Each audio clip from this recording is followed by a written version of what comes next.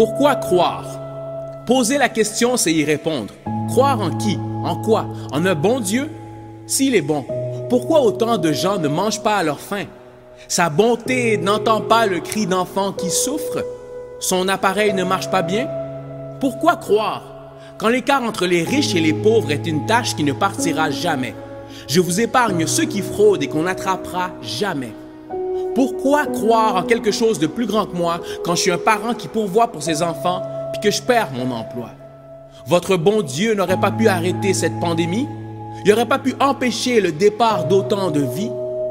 Pourquoi je croirais en un Dieu qui a laissé mon meilleur ami partir si jeune? Pourquoi croire en Dieu quand la mère de mes enfants est partie puis m'a laissé seul? Pourquoi ma sœur n'arrive pas à avoir des enfants alors que son couple est en santé? Est-ce que ton Dieu sait pourquoi mon père m'a abandonné? Pourquoi croire en un Dieu qui se fiche de ma souffrance? Je ne crois pas en lui, alors mes questions sont mes réponses.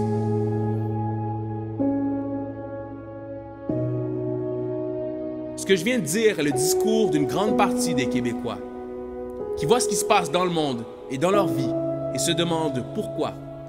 Pourquoi certains sont capables de mettre leur foi en une force suprême alors que l'humanité se noie dans les problèmes. Je comprends votre frustration.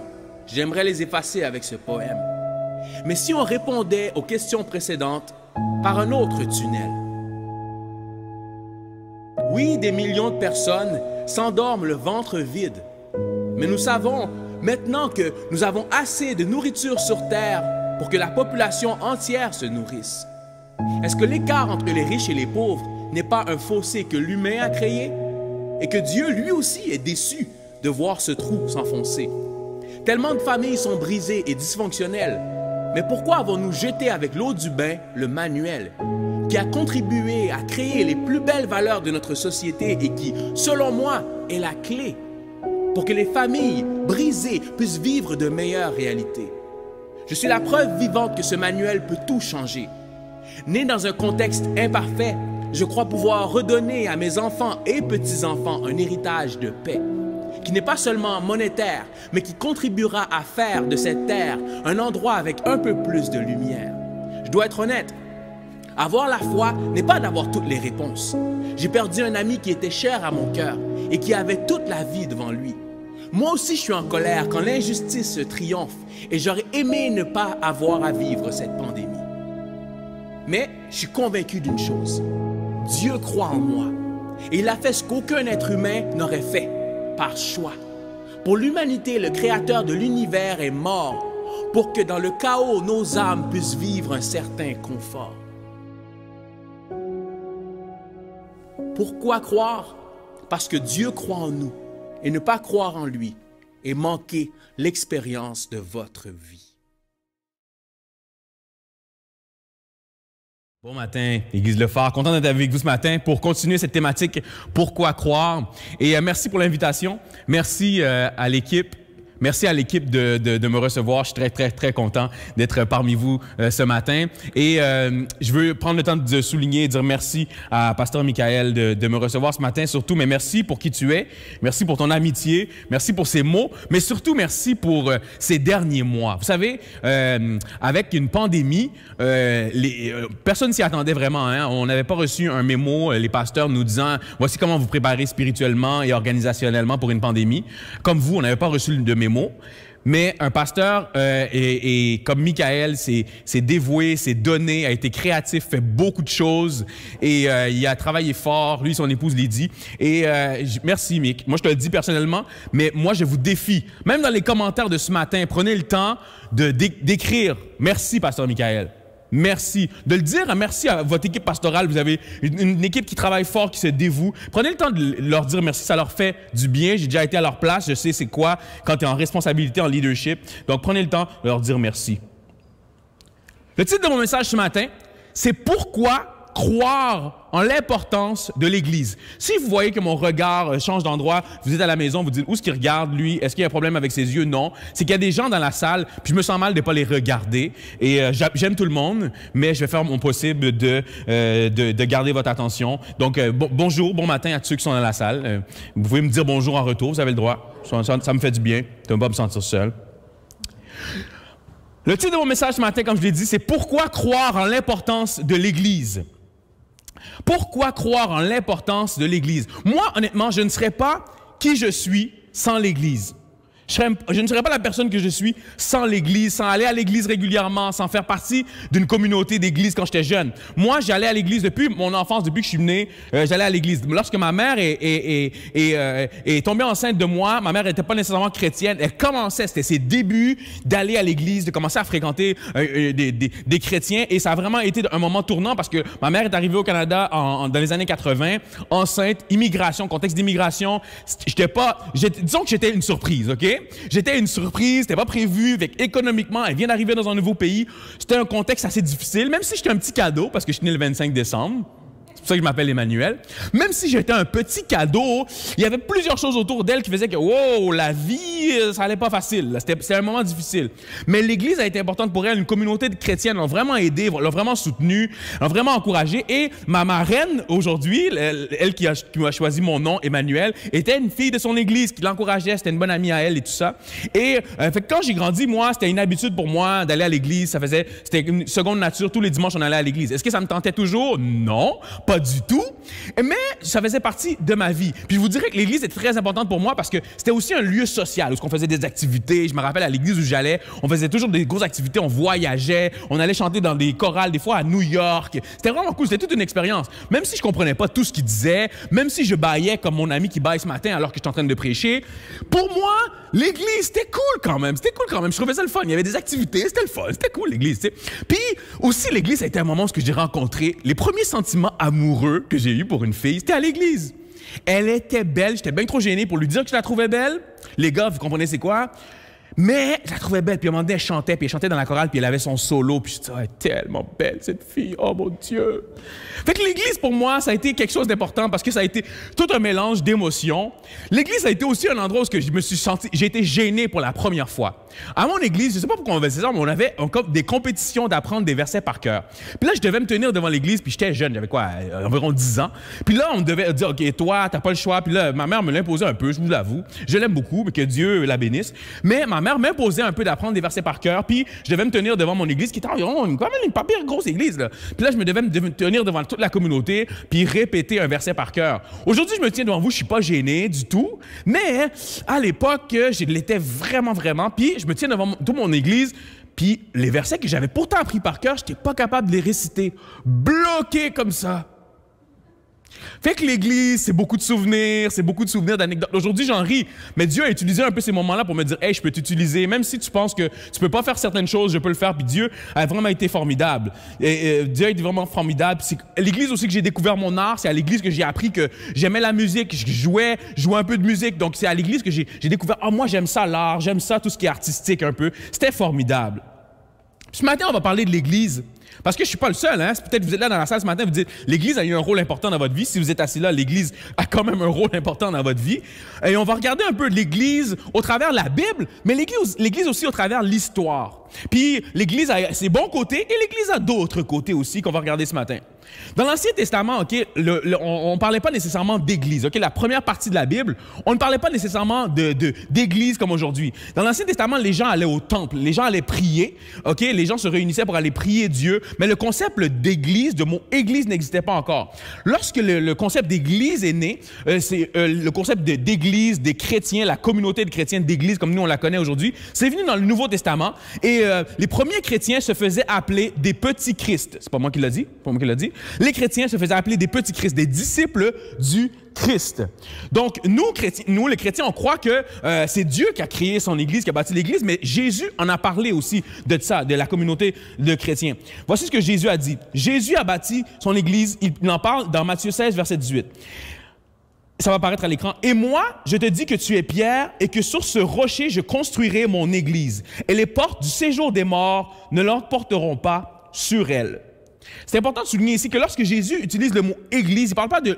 Lui, il n'a pas dit le mot « église ». Jésus a utilisé un mot qui peut ressembler à « ecclésia », ce qui voulait dire une communauté. Donc, c'était un mot qui était utilisé par plusieurs personnes. Hein. C'était un mot qui était utilisé par les Grecs, « ecclésia ». Voici une communauté de citoyens, une communauté de vegans, une communauté de gens qui font du copooning, par exemple. C'était le mot « communauté » qui était utilisé. Et Jésus dit, moi, je vais bâtir ma communauté. Je vais bâtir ma communauté, qui nous, on a aujourd'hui, qui est rendu le mot « église ». Il dit, je vais bâtir ma communauté et je vais bâtir ma communauté avec des gens comme Pierre. Puis il parle à Pierre. Et lorsqu'il dit à Pierre, je vais bâtir mon église et les portes du séjour des morts ne l'emporteront pas sur elle. Puis Jésus dit, je vais bâtir mon église sur des gens. C'est quand même paradoxal. Jésus dit, je vais bâtir mon église et je te dis, tu es Pierre et sur ce rocher, sur toi, Pierre, je vais bâtir mon église sur toi. Dieu dit, je vais construire mon église sur des humains imparfaits. Parce que Pierre n'était pas parfait. Pierre était un colérique, un sanguin. Il se fâchait souvent. En bon hébreu, il pétait souvent des coches. Et Pierre a renié Jésus. Pierre était un de ceux qui a renié Jésus. Mais malgré que Jésus sait ce qui va arriver, qu'est-ce que Pierre va faire, Jésus dit, je vais bâtir mon église avec des gens comme toi, Pierre. Je vais bâtir mon église avec des gens comme toi, avec des gens imparfaits. Puis en plus de ça, je vais utiliser d'autres gens imparfaits. Est-ce qu'il y a des gens parfaits ce matin dans la salle? Levez la main. Est-ce qu'il y a des gens parfaits à la maison? Levez la main. Parfait, ça fait du bien de savoir que je ne suis pas seul. L'Église, ce n'est pas un bâtiment seulement. L'Église, c'est une communauté. L'Église, c'est des gens. L'Église, c'est vous qui écoutez à la maison en ligne. L'Église, c'est ça. C'est pas le bâtiment. Puis le bâtiment est important. C'est un repère visuel qu'on a besoin pour savoir où se réunir. Mais l'Église, c'est les gens, c'est la communauté. L'Église, ce n'est pas un bloc de gens qui pensent pareil. Si on faisait un questionnaire ce matin et on vous demandait votre opinion sur différentes choses, on ne serait pas d'accord sur les mêmes affaires. Mais on est quand même l'Église. On n'est pas tous pareils. L'Église, ce n'est pas des gens parfaits, comme je le disais un peu plus tôt. Personne n'est parfait. L'Église est multiple. L'Église a différentes couleurs. Je n'ai pas la même couleur que le pasteur Michael, mais nous sommes l'Église. On fait partie de la même Église. Mais l'Église a fait des erreurs. Je sais que pasteur David en a parlé dernièrement. L'Église a fait des erreurs à travers l'histoire. Il y a eu des guerres. L'Église a contribué à des guerres, il faut le dire, il faut avoir l'honnêteté de le dire. L'Église a contribué à coloniser des peuples et déraciner leur culture. Même ici au Québec, il y a une image qui va apparaître à l'écran. On voit des images de pensionnats. Des images de pensionnats où des familles, des autochtones ont été déracinés de leur famille. Et littéralement déracinés de leur famille. Et l'Église a contribué à que ces gens-là perdent leur culture, oui, on voulait les convertir. Puis j'ai rien de mal contre convertir le peuple québécois, bien sûr, les nations, moi j'y crois. Mais ça n'a pas été fait avec amour. Il y a des gens qui ont été blessés, il y a des familles, des générations qui ont été brisées. Et l'Église, on doit se le dire, une partie de l'Église, malgré les dénominations, puis peu importe que ce soit catholique, protestant ou quoi que ce soit, là, c'est pas ça le but, là. Mais l'Église a contribué au Québec, puis on doit l'admettre. Merci aux gens PowerPoint, vous pouvez enlever l'image. Mais moi, je dois vous le dire, mon père africain, mon père vient du Congo, et mon père, alors que moi, j'étais converti, je donnais ma vie à Dieu, mon père, lui, il était réfractaire à l'Église, puis à tout l'Évangile. Parce que dans son pays, en Afrique, les gens sont arrivés pour coloniser et ont fait la même chose. Et au nom de convertir les gens, pour convertir le peuple, les gens ont brisé des familles, les gens ont mal agi, ont blessé des gens. Donc, il faut être capable, en tant que chrétien, de réaliser ce que l'Église a fait, puis être capable d'en parler. Puis lorsque des gens vont avoir des conversations avec vous, puis vont le dire, vous pouvez dire oui, c'est vrai, c'est vrai. Puis on peut comprendre ça. Puis l'Église fait encore des erreurs aujourd'hui. L'Église fait encore des erreurs aujourd'hui. Vous avez juste à le voir dans les médias. Il y a toujours des églises qui apparaissent. Puis on n'est pas toujours fiers, les chrétiens. Puis on se dit, oh non. Mais ça arrive encore dans les médias, on le voit. On a tous une personne qui est chrétienne avec qui on n'est pas d'accord aujourd'hui sur les médias sociaux. Puis qu'on se dit, oh là là là là, j'aimerais tellement lui imposer les mains. Hein? On peut se le dire? Des gens font des mauvaises choses au nom de l'Église. Soudoyer des gens pour de l'argent. Des abus. Des abus, on l'a vu, des abus sexuels, des abus physiques, psychologiques, des abus, escroquer des gens pour de l'argent. L'Église l'a fait.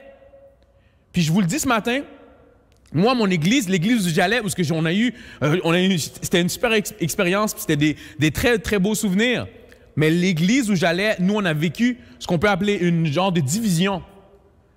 Parce que moi, j'allais à l'église régulièrement, mais un beau matin, je me rappelle, on avait une activité à l'église, puis j'arrivais, et puis il y avait une chicane dans l'église.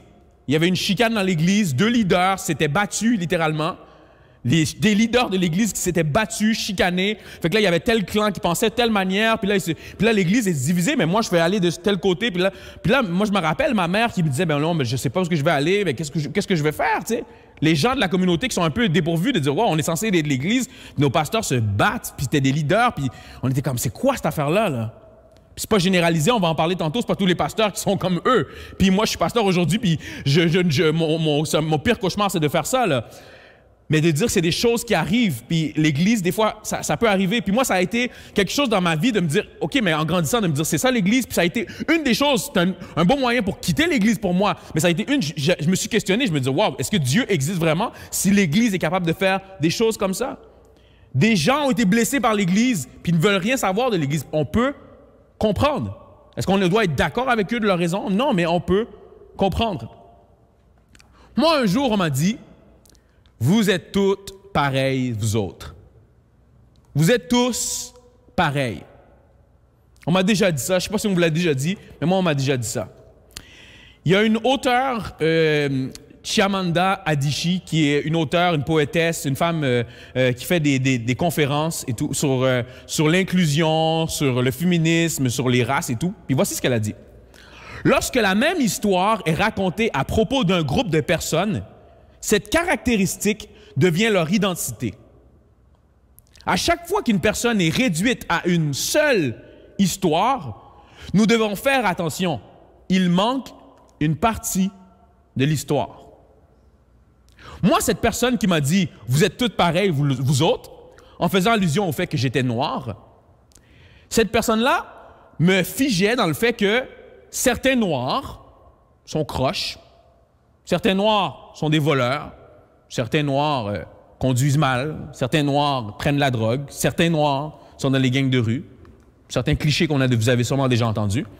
Mais cette personne-là me réduisait à ça, alors que je pourrais vous en nommer des centaines et des centaines et des centaines et des centaines de personnes noires qui ne sont pas comme ça.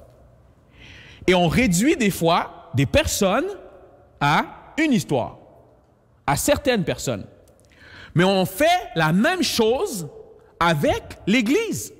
On fait la même chose avec l'Église. C'est qu'on réduit parfois l'Église à certains groupes, à certaines églises, à certains, excusez-moi l'expression, à certains chrétiens bizarres qui font des choses, puis on met ça sur le dos de toute l'Église.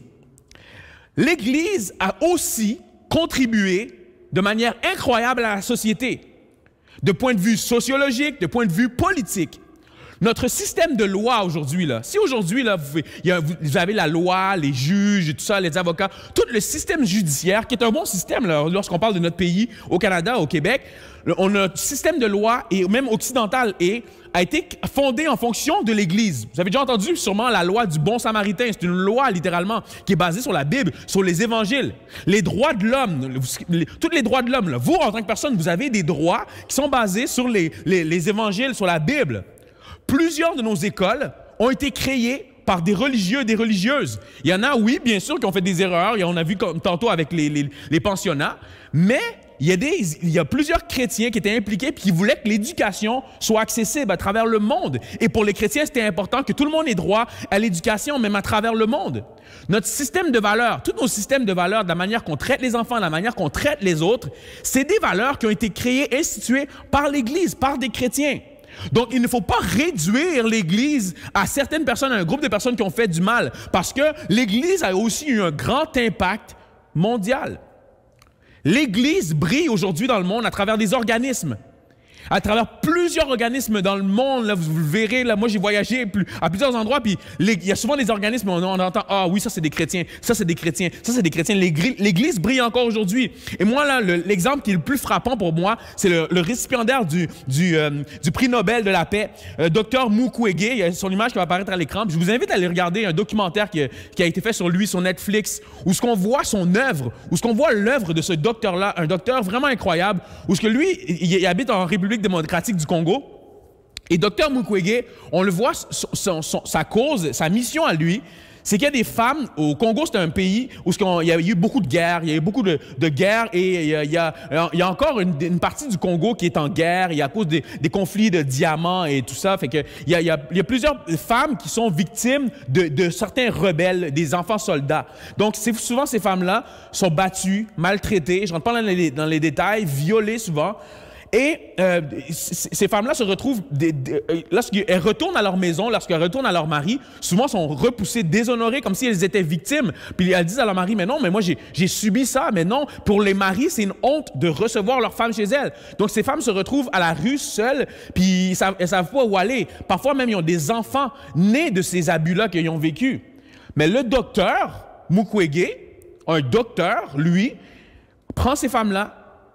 Il a bâti un organisme pour accepter ces femmes-là, les aider, les rebâtir émotionnellement, faire des chirurgies pour ces femmes-là lorsqu'ils ont vécu des abus, pour les aider à s'envoler, à pouvoir retravailler, à pouvoir gagner une dignité, continuer dans la vie, être heureuse, être épanouie. Puis dans le documentaire, je vous invite à le regarder, tu vois les femmes sourire, chanter ensemble, être encouragées, puis c'est vraiment super. Monsieur Mukwege n'est pas un pasteur comme moi qui parle devant les gens. Mais son motif, puis il dit lui-même, il dit, moi, il fait ça parce que Dieu lui a inspiré ça. Il fait ça parce que Dieu lui a mis ça à cœur. Il fait ça parce que c'est fondé dans ses valeurs chrétiennes. On s'entend que c'est un médecin. Il aurait pu faire de l'argent n'importe où dans le monde, puis faire autre chose. Mais il a eu à cœur de faire ça. C'est un chrétien, ça. Est-ce qu'on oublie? Est-ce que parce qu'une petite partie de la population, une petite partie du cercle chrétien fait des mauvaises choses, on oublie les docteurs Mukwege? Et les autres, il y en a tellement qui font des belles œuvres, qui font des belles choses. On ne doit pas oublier ça. Puis ce n'est qu'un exemple. Mais si il reste des bonnes choses, des bonnes personnes dans l'Église, c'est un reflet d'un Dieu qui est toujours bon. Amen? S'il reste des bonnes personnes dans l'Église, s'il y a des personnes qui font des bonnes causes, que ce soit ici à Sorel avec l'organisme qui est là, qui fait des bonnes choses, qui aide les gens parce que c'est selon des valeurs chrétiennes, s'il reste des bonnes personnes dans l'Église, c'est seulement un reflet d'un Dieu qui est toujours bon. Amen? Matthieu 5, verset 13, 15, c'est encore Jésus qui parle. Voici ce qu'il dit. « Vous êtes le sel de la terre. Mais si le sel perd sa saveur, avec quoi la lui rendra-t-on? Il ne sert plus qu'à être jeté dehors et piétiné par les hommes. Vous êtes la lumière du monde. Une ville située sur une montagne ne peut pas être cachée. Et on n'allume pas non plus une lampe pour la mettre sous un seau, mais on la met sur son support et elle éclaire tous ceux qui sont dans la maison. » Wow, j'aime ce verset-là. Jésus dit à ses disciples, à la première église, la première communauté, il disait, hey, les amis, vous êtes la lumière du monde. Vous êtes le sel de la terre. Jésus est en train de leur dire, vous êtes vraiment importants. Jésus est en train de leur dire, vous êtes les super-héros du monde.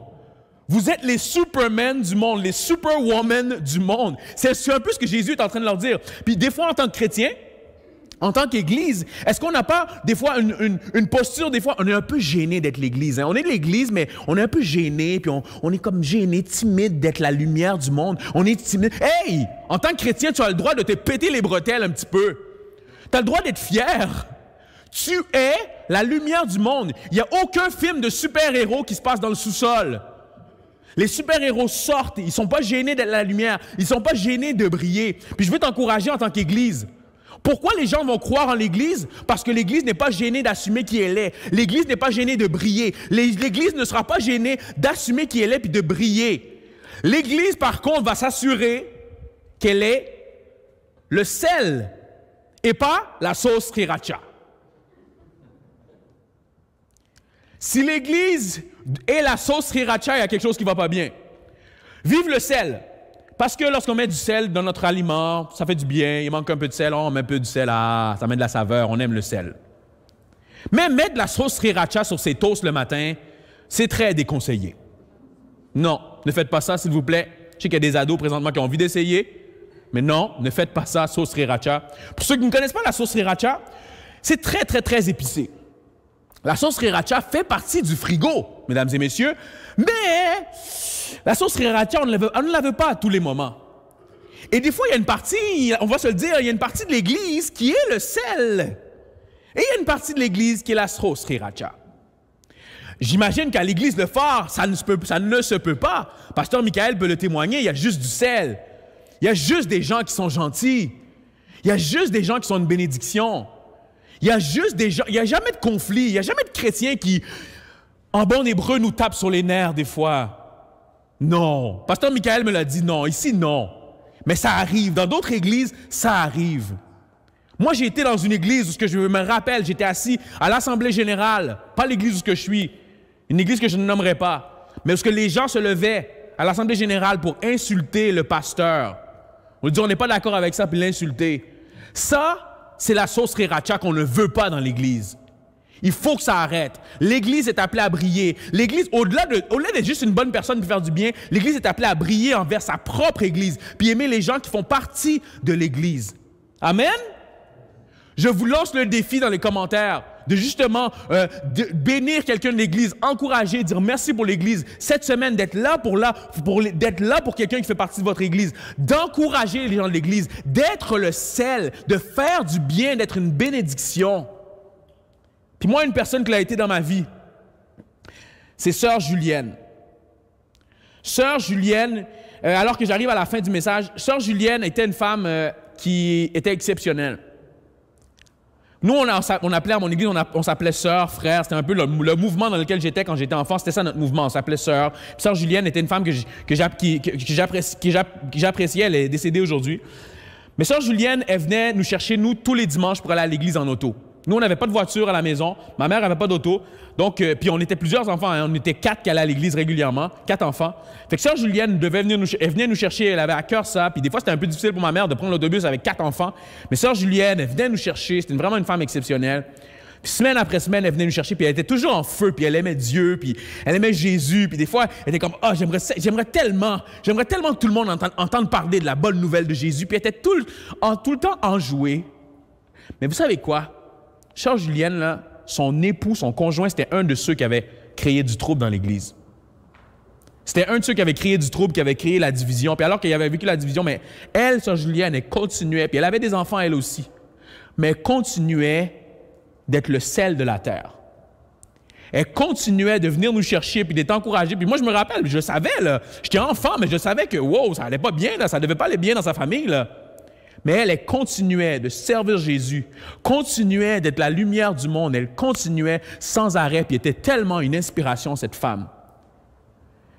Puis quelqu'un t'entend ce message-là, puis dit « Ouais, mais c'est une bonne personne, mais ça ne veut pas dire que Dieu existe. » Mais simplement, par ce geste-là d'être fidèle régulièrement, puis de continuer à aimer Dieu, puis de continuer à servir les gens qui sont autour d'elle, les gens de son Église, cette femme-là a changé ma vie.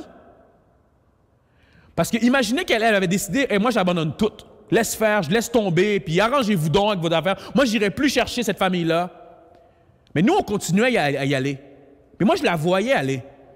Puis je voyais son influence. Puis elle déposait dans mon cœur ce désir d'être là pour les autres, même quand toi tu souffres. Ce désir que l'Église, c'est important. Puis même s'il y a des gens qui ont fait des erreurs, puis même s'il y a des gens là, qui ont fait des choses mal, l'Église, c'est important, puis ça peut faire du bien.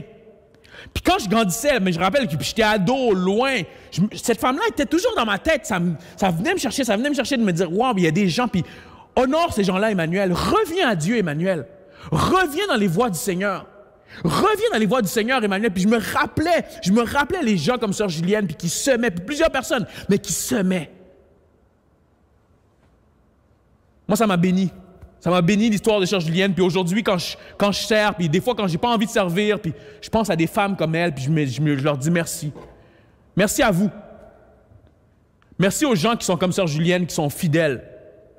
Surtout dans cette pandémie. Merci, vous êtes fidèles, vous écoutez les messages à toutes les semaines. Vous êtes fidèles dans vos dîmes, vous êtes fidèles dans vos offrandes, merci. Ça a un impact sur les prochaines générations, puis vous ne le savez pas, merci. Merci pour ceux qui sont là ce matin, merci pour ceux qui écoutent, merci pour ceux qui sont bénévoles, merci pour ceux qui sont sur le CA, merci pour ceux qui font des sacrifices.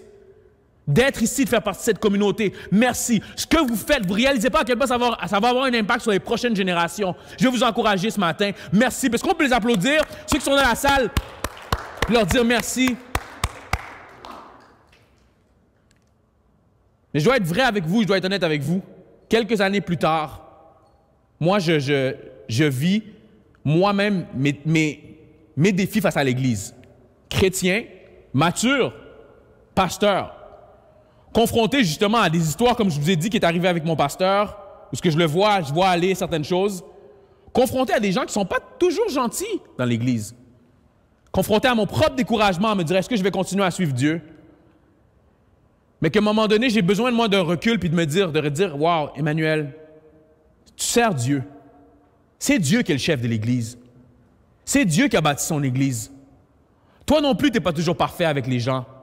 Puis dans ces moments-là où des fois j'étais découragé, mais il y a toujours une personne, puis je me rappelle une dame d'un certain âge qui m'avait écrit une belle lettre, puis une dame, on ne parlait pas souvent, puis elle me disait merci d'être là, puis merci. Puis c'était Dieu qui me parlait. C'était Dieu qui me disait, moi j'ai implanté mon Église, fais-moi confiance, suis-moi. Prends soin des gens de l'Église, sois là pour les autres, toi aussi tu en fais partie de l'Église. Puis ce matin, je t'interpelle, en terminant ce message, je veux t'interpeller. Je veux t'interpeller à justement revoir ta vision de ton Église, ta vision de l'Église. Tu es chrétien, tu es chrétienne depuis des années. Quelle est ta vision de l'Église? Quel est ton rapport avec l'Église? Es-tu le sel ou la sauce sriracha? Quelle est ta vision de l'Église? Ce matin, je t'appelle à revoir ton engagement, ton implication. Qu'est-ce que tu peux faire pour ton Église? Puis je sais qu'on est en pandémie, mais un jour, ça va finir la pandémie. Il paraît qu'il y a un vaccin qui s'en vient. De me dire, mais quand je vais recommencer, ça va être un nouveau départ, où ce que je vais recommencer à m'impliquer, puis je vais me donner, parce que c'est l'Église de Jésus, c'est son Église qui veut construire avec toi. Contribue. Est-ce que tu as des gens à pardonner dans ton Église? Est-ce que tu traites bien ton Église? L'Église, c'est ta maison. Mais quand tu es en train de maltraiter ton frère ou ta sœur, ou que tu dois la pardonner, mais c'est comme si tu étais en train de briser les murs de ta propre maison. Dieu t'appelle à aimer les gens de ton Église, à pardonner, parce que c'est son Église et c'est ton Église. Tu es l'Église, mais ton voisin aussi est l'Église. Je m'adresse à toi ce matin. Tu es non-croyant ou tu n'as jamais pris la décision de suivre Jésus, de lui donner ta vie. Mais je veux t'encourager ce matin à le reconsidérer. Je veux te le dire, moi-même, j'ai vécu cette expérience-là avec son Église, avec Dieu. Puis, comme je le disais dans mon texte du début, c'est la meilleure expérience de vie que tu peux faire. Suis-le, cherche-le, fais-lui confiance. Puis je veux t'inviter à considérer, justement, lui donner ton cœur. Puis à juste lui dire, mais moi, je veux te faire confiance. Puis même si l'Église était parfaite, je veux considérer te faire confiance, Dieu.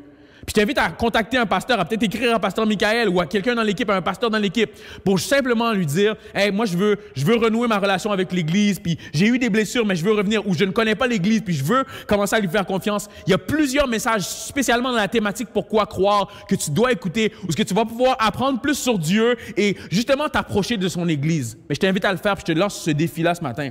Mais je veux prier pour vous en terminant. Que vous soyez chrétien et vous dites, moi, je veux renouer avec ma relation avec l'Église par rapport à mon engagement, mon cœur, ou que vous soyez pas croyant, je veux prier pour vous ce matin. Seigneur Jésus, merci pour ton Église. Merci pour ton Église qui est belle, même si elle était parfaite. À tes yeux, elle est pure. Dans ta parole, tu dis qu'elle est pure et sans tache. Seigneur Jésus, je te prie pour l'Église, Seigneur de Sorel, l'Église, le phare. Je te prie, Père éternel, que tu puisses, Seigneur, faire d'elle une Église qui est imparfaite, oui, mais qui est ton Église qui brille. Merci, Seigneur, parce que tu as mis à cœur, dans le cœur de Pasteur Michael, que l'Église puisse briller, puis elle brille dans sa ville d'une manière incroyable, que ce soit par l'organisme, le geste. Merci, Seigneur. Merci pour cette Église qui brille. Mais je te prie, Seigneur, pour ceux dans l'Église qui ont besoin de revenir, connectés à leur Église, qui ont besoin de pardonner, qui ont besoin de s'approcher des uns des autres, qui ont besoin, Seigneur, de redevenir le sel. Je te prie pour eux. Je te prie pour eux, Seigneur. Seigneur, je te prie pour ceux qui ne font pas partie de l'Église, qui puissent revenir à toi, qui puissent en faire partie. Faire partie de l'Église, c'est une des plus belles choses qui puissent arriver sur terre. Ramène ces gens à toi, Jésus. Par ton Saint-Esprit, convainc-les, Seigneur, que l'Église est tellement essentielle et que l'Église est la lumière du monde. Touche des cœurs ce matin, Père. Amen.